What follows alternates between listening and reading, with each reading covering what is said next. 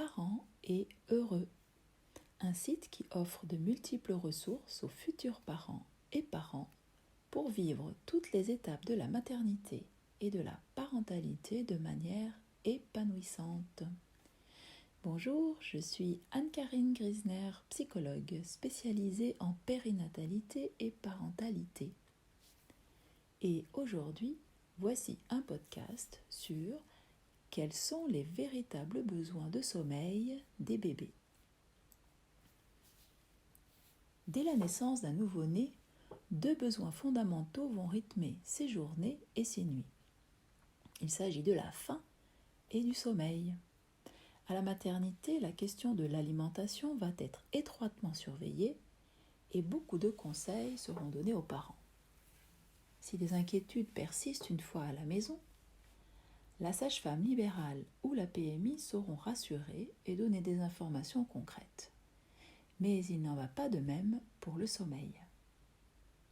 Quasiment tous les parents, à un moment ou à un autre, se trouvent confrontés aux difficultés de sommeil de leur bébé. D'autant plus qu'on peut remarquer qu'aujourd'hui les bébés dorment beaucoup moins qu'il y a 25-30 ans.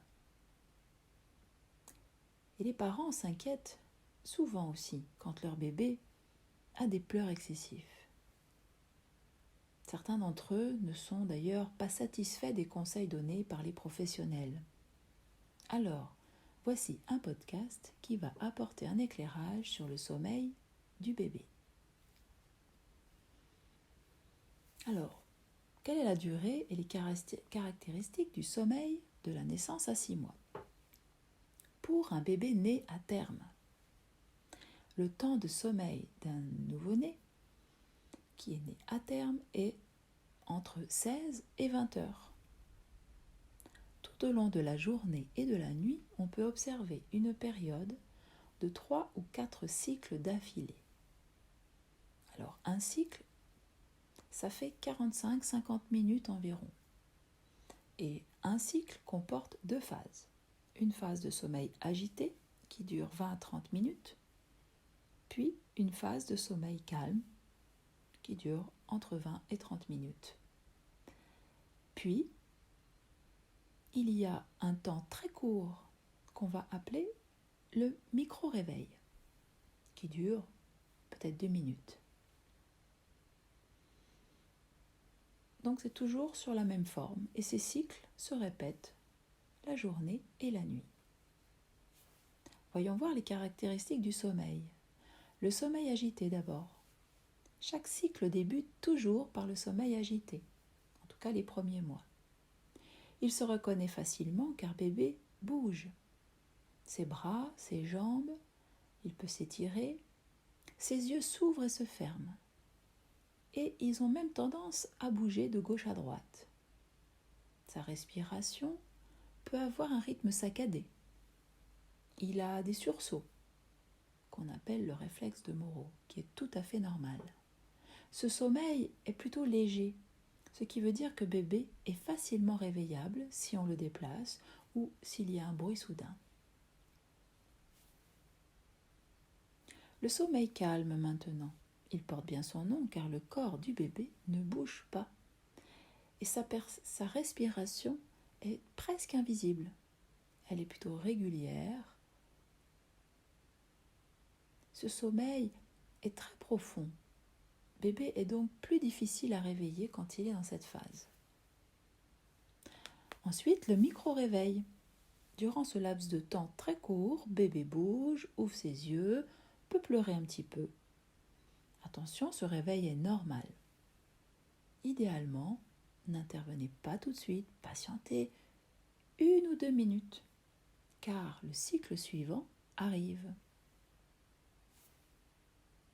Alors, autrement dit, votre bébé, quelle que soit l'heure du jour ou de la nuit, il dort entre 2h30 et 4h, selon s'il fait 2, 3 ou 4 cycles d'affilée. Ensuite, il mange, puis il se rendort très rapidement. Ça, c'est le rythme qu'on retrouve plutôt le premier mois. Et le premier mois, voire le 2e mois, bébé ne fait pas du tout la distinction entre le jour et la nuit, et c'est normal. Pour les bébés nés prématurément, alors dès 27 semaines de gestation apparaît déjà l'alternance des 2 phases de sommeil agité et sommeil profond. Les micro-réveils sont très brefs. Notez que le développement de bébé suit le nombre de semaines de gestation, qu'il soit in utero ou bien qu'il soit né. Tenez compte de l'âge corrigé de votre bébé pour chacune de ses capacités pendant toute sa première année. Je vous donne un exemple. Un bébé qui naît à 30 semaines. 11 semaines plus tard, eh bien, on va dire qu'il est âgé de 11 semaines, près de 2 mois. Mais en fait, il faut le considérer comme un bébé né à terme, qui vient juste de naître. Alors à partir de 3 semaines, 1 mois, l'endormissement, nous revenons sur les bébés en général, à partir de 3 semaines, 1 mois, l'endormissement qui jusque-là était la plupart du temps plutôt facile, commence à se compliquer. Bébé a tendance à pleurer quand on le couche, il résiste au sommeil. De plus, les fameux pleurs du soir arrivent, pouvant durer parfois jusqu'à 2 à 3 heures consécutives. Jusqu'à 3 mois, les caractéristiques du sommeil, alternance de sommeil agité et sommeil profond, demeurent. Cependant, des choses vont changer. Peu à peu vont apparaître des temps d'éveil calme, en général juste après manger. En effet, pendant le 1er mois, bébé a peu de temps d'éveil calme. Il enchaîne, quand tout va bien, 3-4 heures de sommeil, il mange, puis il se rendort aussitôt. Vers 1 mois, de temps en temps, après avoir mangé, il aura un temps court d'éveil calme. Et c'est ce temps qui va peu à peu s'allonger et devenir systématique après chaque repas, surtout à partir de 2 mois et demi, 3 mois. Vers 2-3 mois, le temps de sommeil de la nuit va se rallonger car le cerveau commence à faire un début de distinction entre le jour et la nuit. Et il est à noter que jusqu'à 3 mois environ, dès que bébé se réveille, il pleure immédiatement. 4 mois. On voit apparaître un rythme un peu plus défini. Une sieste d'environ 2 heures le matin, une de 2-3 heures l'après-midi et une petite sieste de 30 minutes en fin de journée, puis une nuit d'une traite ou pas de 10 à 12 heures. C'est à cette période que lorsqu'un bébé a dormi suffisamment, il se réveille tranquillement, calmement, commence à babiller et explore son environnement dans son lit. Et il peut rester comme ça, tranquille, de 5 à 15 minutes avant d'appeler ses parents. Un petit conseil, laissez-le expérimenter ce temps d'éveil calme. Visiblement, s'il ne vous appelle pas, c'est qu'il n'a pas besoin de vous. Vers 7 mois, la petite sieste de la fin de journée disparaît, mais les 2 siestes du matin et de l'après-midi sont maintenues. Notez que le sommeil débute toujours par le sommeil agité. Vers 14 mois, la sieste du matin disparaît, reste celle de l'après-midi jusqu'à 4 ans et avec des nuits de 10 heures. Alors qu'est-ce qui définit un bon sommeil chez le bébé ? Un bon sommeil se définit par une quantité suffisante de sommeil en lien avec son âge, le jour et la nuit. Il se définit aussi par une bonne qualité de sommeil qui est liée à l'enchaînement des phases puis des cycles de sommeil. Par exemple, un bébé qui dort par tranche de 30 minutes, par exemple 3 fois sur la journée, bien évidemment, il n'a pas la quantité suffisante, mais en plus, il n'a pas un sommeil de qualité. Pourquoi ? Quand il dort uniquement 30 minutes, il n'accède pas au sommeil profond, qui est, nous l'avons vu plus haut, très important pour la sécrétion d'hormones de croissance. D'ailleurs, les bébés qui se réveillent avant d'aller dans le sommeil profond se réveillent plutôt en hurlant et sont difficilement calmables. Mais à quoi sert le sommeil chez les bébés ? Pendant le sommeil, certaines actions physiologiques primordiales pour le bon développement de bébé ne se produisent qu'à ce moment-là, quand d'autres se produisent de manière optimale. Tout d'abord, au niveau physique, c'est pendant que bébé dort que son organisme libère le plus d'hormones de croissance nécessaires pour qu'il grandisse et prenne du poids. De manière plus précise, c'est au cours de la deuxième phase, donc le sommeil profond, que cela se produit, d'où l'importance que bébé fasse un cycle complet. D'autres fonctions s'activent pendant le sommeil, telles que la régénération cellulaire et des tissus, le développement et l'optimisation du système immunitaire et la construction du système nerveux. Le cerveau est directement impacté par le sommeil. Les enfants font en général la sieste jusqu'à 4 ans. Ces années sont donc celles où l'enfant dort le plus, en incluant la nuit bien sûr. Or, cela correspond exactement à l'évolution du développement du cerveau. En effet, à la naissance, le cerveau représente un quart de son volume final. À la fin de la première année, le cerveau a doublé et vers 4 ans, il a triplé.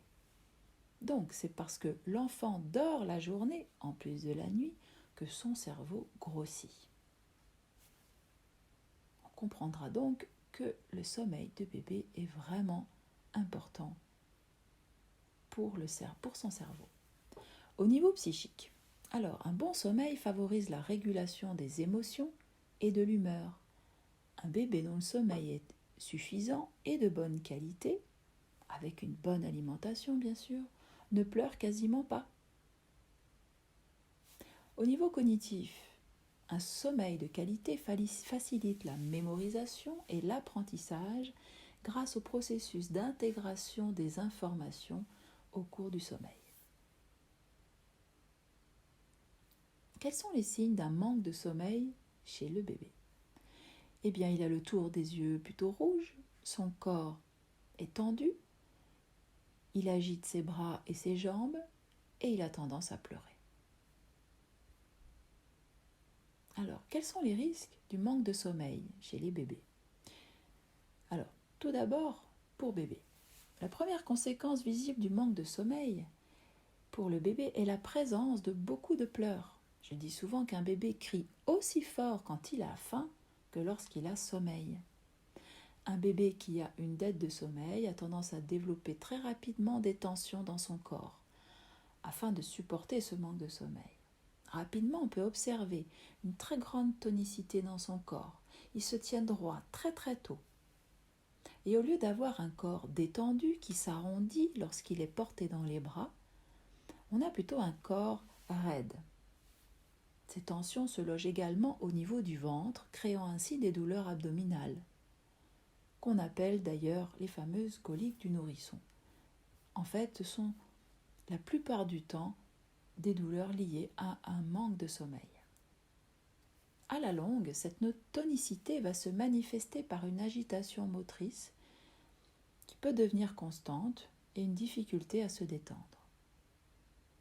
On pourra aussi observer à la longue une plus grande sensibilité à la frustration, des manifestations d'agacement et toujours une tendance aux pleurs et aux cris. Les conséquences du manque de sommeil du bébé du côté des parents. Un bébé qui ne dort pas assez et qui fait de courtes sessions de sommeil, le jour ou la nuit, est la plupart du temps grincheux et tendu. Les pleurs sont souvent associés. À la longue, cela peut stresser les parents, les inquiéter. Pour certaines mères, ça peut entraîner des doutes sur leur capacité maternelle et affaiblir leur estime d'elles-mêmes. Si cette perte de confiance se maintient, des symptômes dépressifs peuvent apparaître. Les multiples réveils nocturnes du bébé peuvent épuiser les parents et fragiliser leur capacité à maîtriser leurs émotions. C'est dans ce contexte que peuvent apparaître des réactions agressives, voire violentes envers leur bébé. Pour certains, ils se sentiront plutôt coupables. L'épuisement physique et émotionnel des parents générée par un bébé qui dort peu risque aussi de créer des tensions au sein du couple. Chacun essaie de trouver des réponses qui ne correspondent pas forcément à l'autre. Chacun peut finir par en vouloir à l'autre afin de trouver un responsable à la situation. Selon Geberovitch, co-auteur du livre Baby Clash, 20 à 25% des couples se séparent dans les premiers mois après la naissance de bébé, et ce chiffre serait en progression constante.